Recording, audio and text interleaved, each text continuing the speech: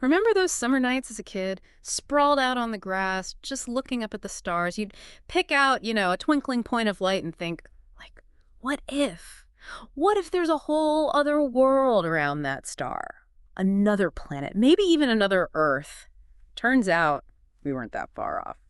It really is remarkable how much our picture of the universe has changed, even in the last, what, like 20, 30 years. Hmm. We used to think our solar system, with its 9 planets, well, 8, sorry, Pluto was it. But now, we're finding planets everywhere. Everywhere. We're diving into this article from Scientific American. It's called The Sky is Full of Stars and Exoplanets Too. Hmm. And it's exploring just how crowded our universe really is. It's honestly blowing my mind a little bit, and I think it'll blow yours too. I'd be willing to bet there are more planets out there than stars in the sky. And when you think about how many stars we can see, Okay, hold on. We're getting a little ahead of ourselves. Before we dive into the sheer scale of all these exoplanets out there, let's rewind a bit, back to the beginning. When did we even discover the first exoplanets? It's not like we can just see them through a telescope. right, it's not like there's a planet for sale sign or anything. But imagine back in 1992, when astronomers actually found the first confirmed exoplanets. And get this, they weren't even orbiting a star like our sun. Wait, what? What were they orbiting? Like a giant disco ball? Not quite, no. These very first exoplanets were found around a pulsar, which is, it's basically the super dense, really rapidly spinning core of a dead star. So picture like this cosmic lighthouse beaming out pulses of radiation, and these planets are just whizzing around it. Whoa. Talk about an extreme neighborhood. It's mind-blowing to think that, planetary systems can even exist in those kinds of environments. So we've got planets around pulsars. That's wild. But what about, all those stars, those familiar stars we see every single night? How many of those have their own, little planetary families? Well, get ready for this. NASA's Exoplanet Archive. It estimates that over 183 stars visible to the naked eye have confirmed planets. 183. So basically, every time we step outside on a clear night, we're looking at potentially dozens of planetary systems without even realizing it. That is incredible. And keep in mind, that's just what we've confirmed. Finding these planets, it's like trying to find a firefly in front of a spotlight. They're just tiny compared to their stars, and so incredibly far away. Okay, yeah, that makes sense. So there are likely way more planets out there lurking, just waiting to be found. But for the ones that we do know about, are there any particularly cool exoplanet systems? Any that we should be really getting excited about? Absolutely. And since we were just talking about, what we can see with the naked eye, let's start with a star I'm sure you've heard of. You can spot it pretty easily. Aldebaran. Aldebaran. Okay, that rings a bell vaguely. Where's that one in the sky again? It's a bright reddish star, the brightest one actually in the constellation Taurus. Mm-hmm.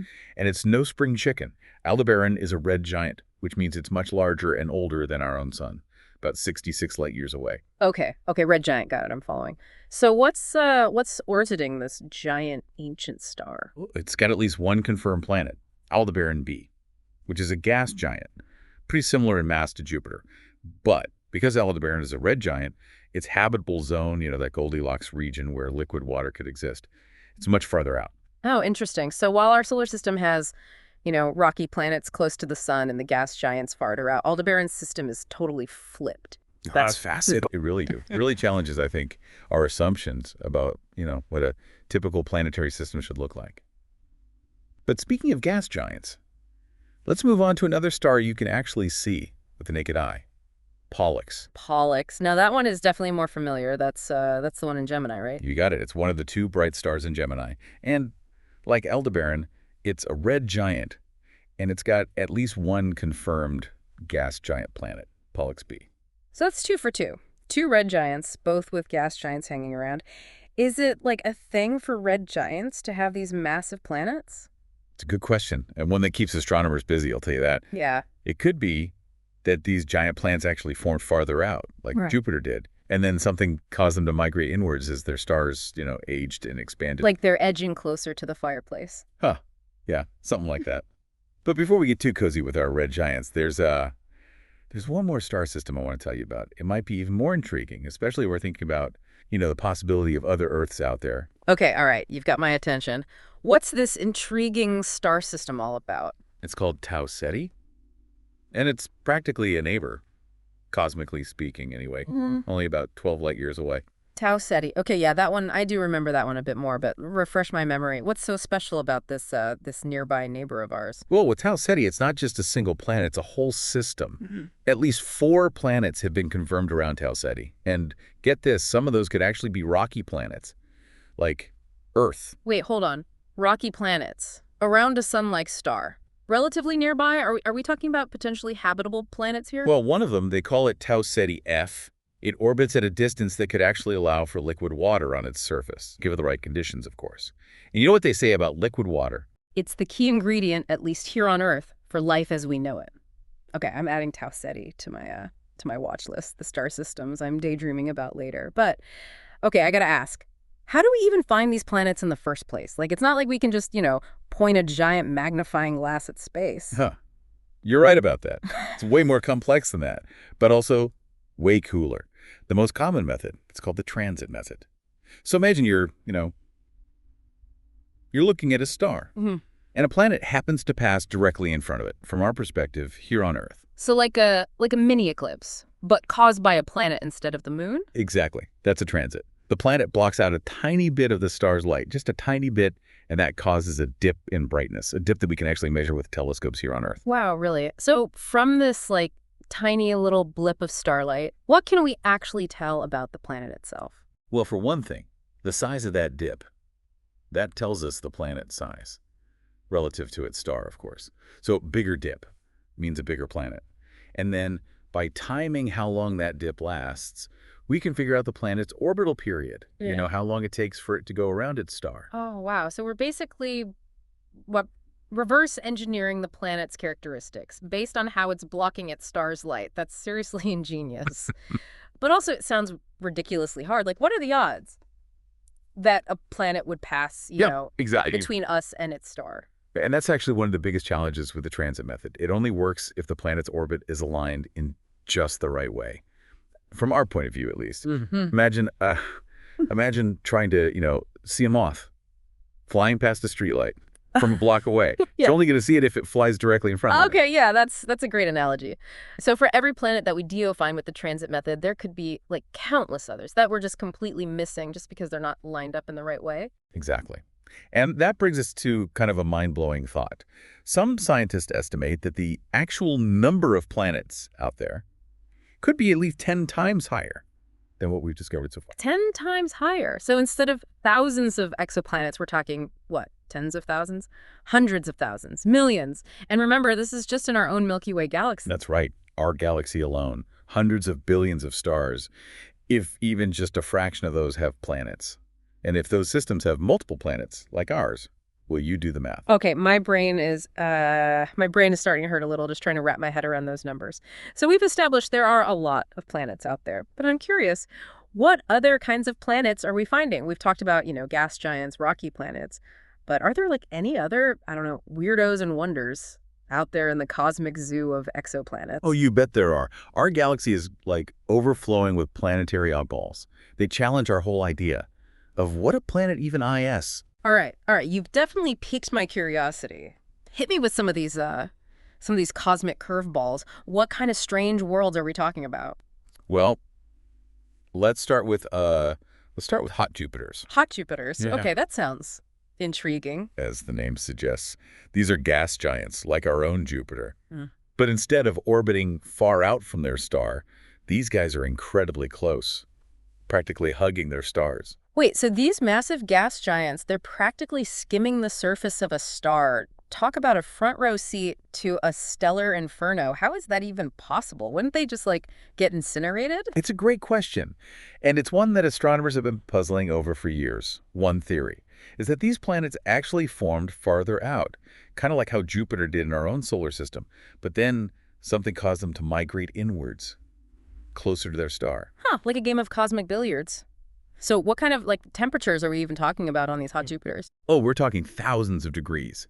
They're tidally locked, meaning the same side is always facing the star, just like how our moon always shows the same face to Earth. So one side's being blasted by constant, intense stellar radiation, while the other side's shrouded in perpetual darkness. Talk about extreme temperature differences. Okay, hot Jupiter might actually be an understatement, more like incinerator Jupiter or surface of the sun Jupiter.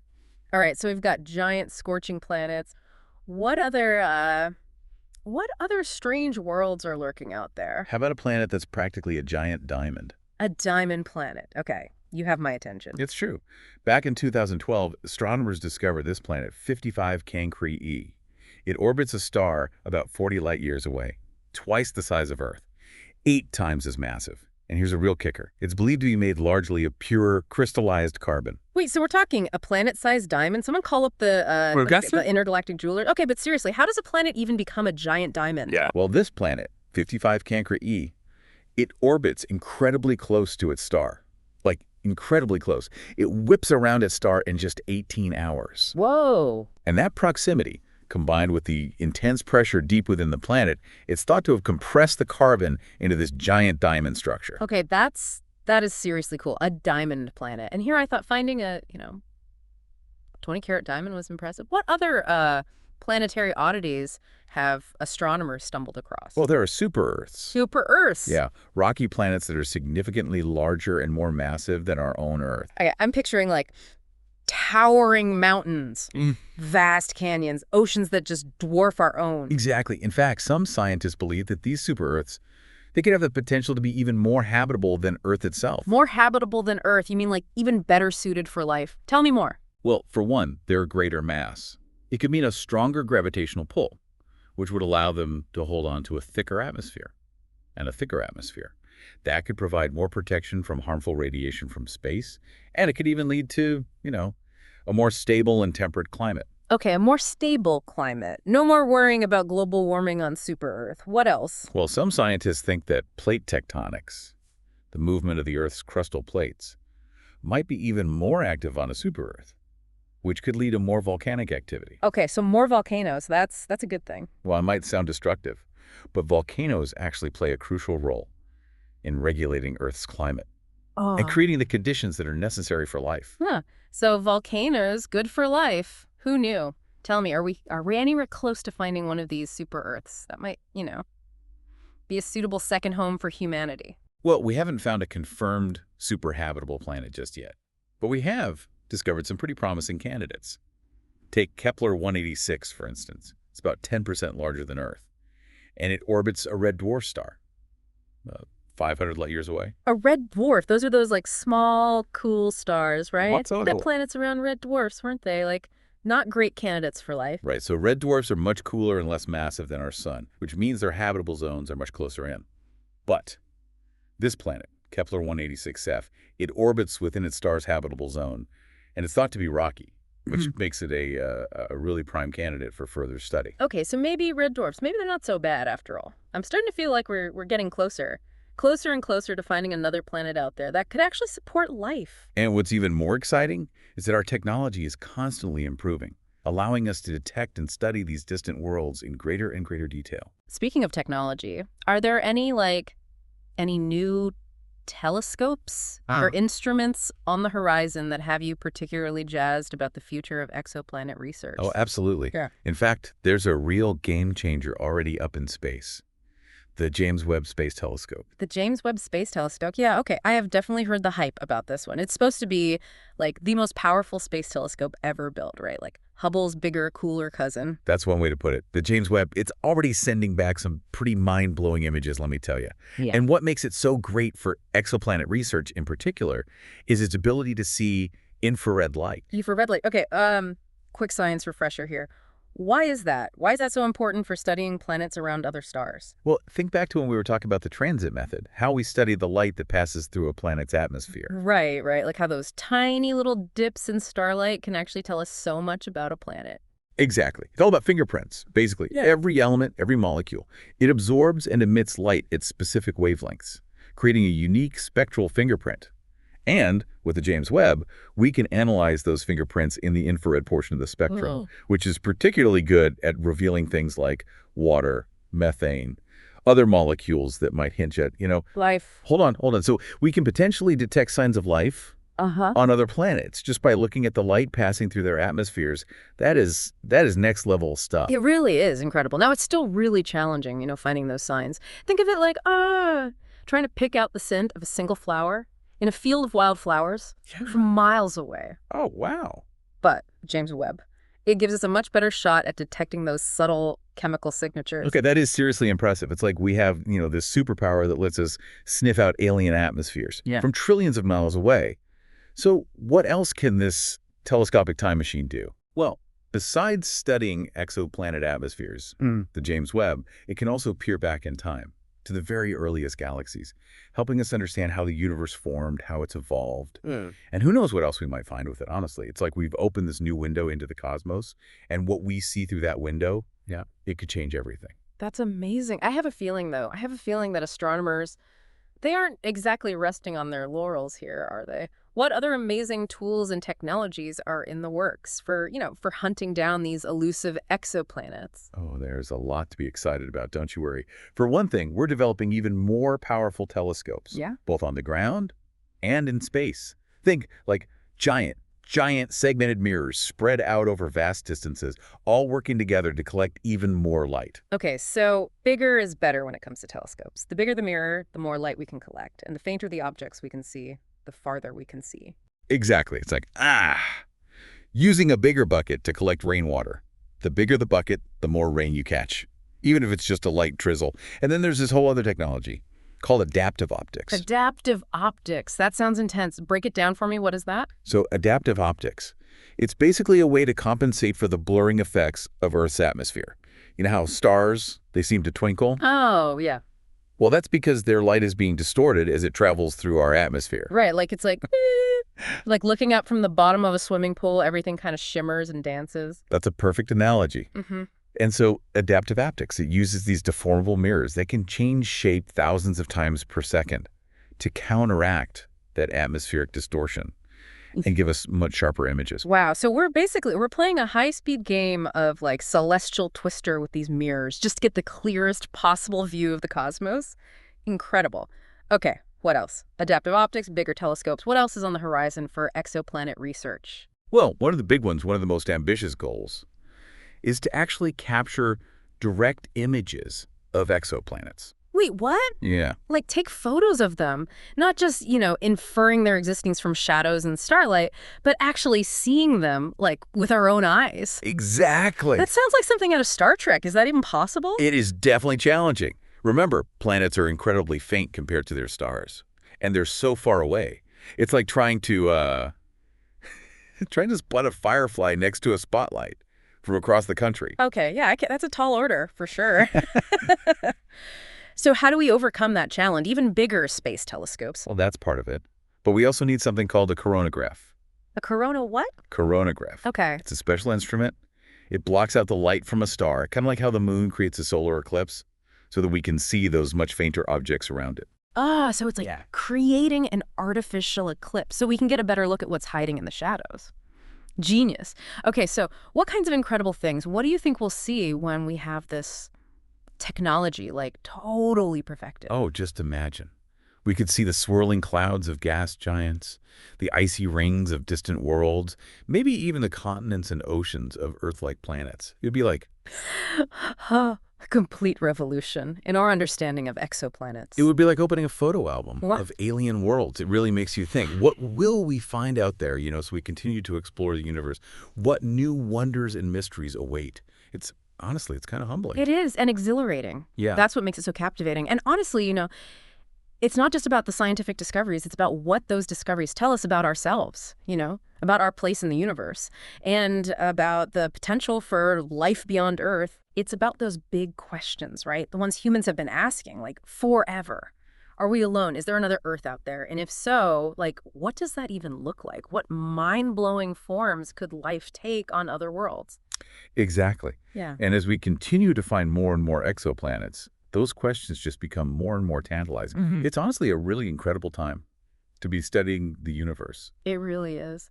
And for those of you listening, next time you're gazing up at the night sky, remember, there's hundreds of stars that we know have confirmed planets. Take a moment. Imagine those worlds orbiting those distant suns. Think about the wonders they hold, the stories they could tell. Who knows, maybe someday we'll have the answers to those big questions we've been asking about life, the universe. Everything.